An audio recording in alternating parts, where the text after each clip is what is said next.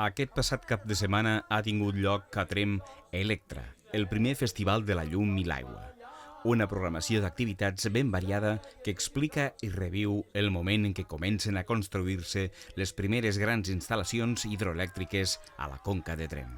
L'Ajuntament fa anys que intenta divulgar a través de llibres, conferències i altres actes la importància d'aquest moment històric on la pobresa s'estenia pel Pallars i per fi, amb l'ajut de l'associació Pirineus BAT, s'ha anat un pas més enllà.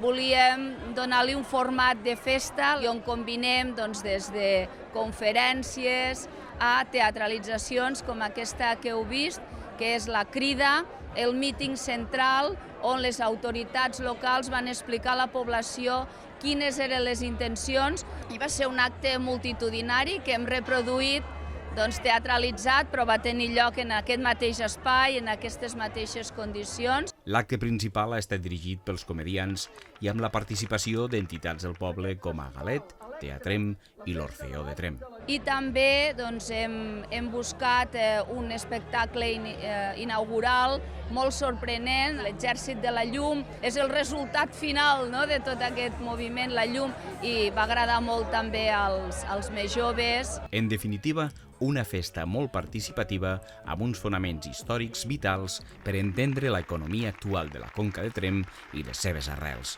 Un necessari viatge al passat.